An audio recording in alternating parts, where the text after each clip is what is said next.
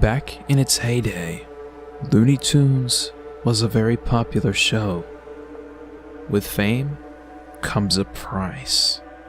In the case of Hugh Harman, the creator of Looney Tunes, insanity.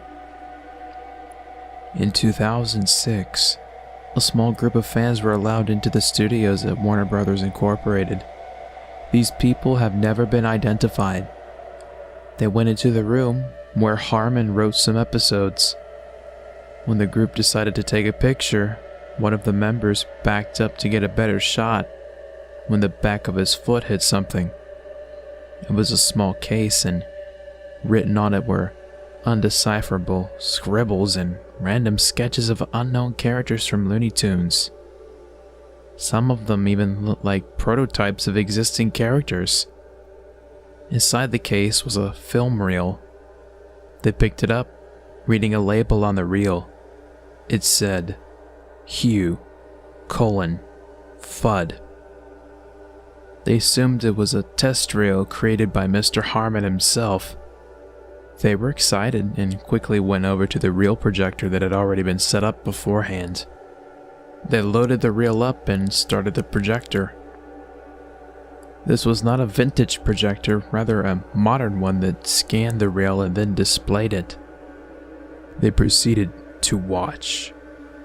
The following information was collected when the video was analyzed.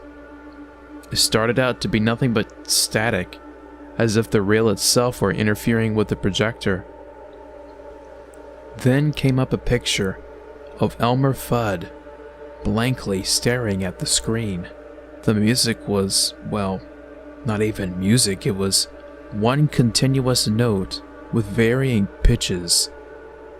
Elmer's eyes were bulging and more realistic than what is usually seen in these cartoons.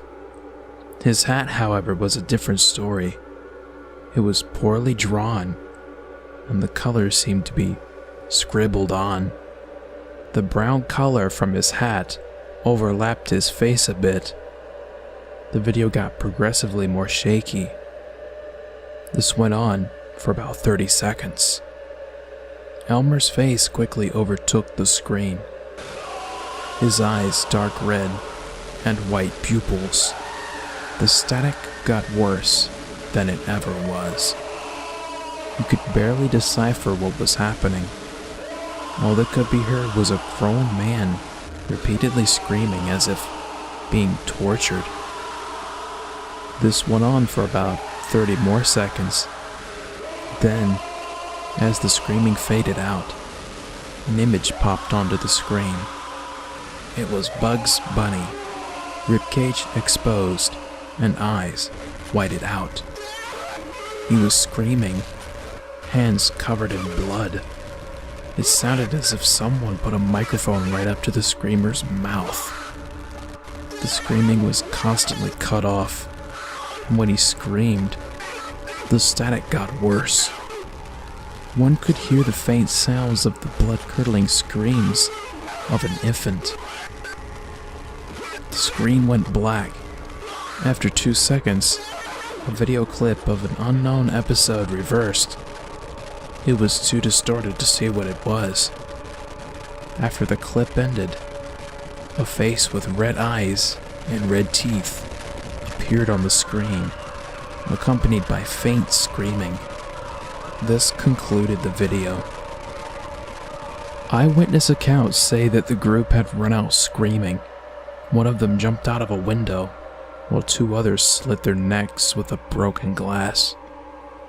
The last ran out, never to be seen again until 2007, when he robbed the studios and took the video with him.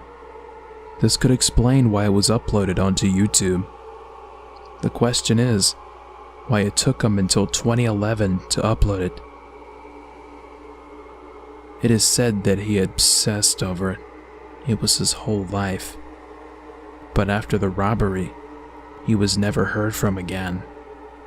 Even when the authorities tried to track down the IP address that uploaded the video, it said it never existed. The video is still studied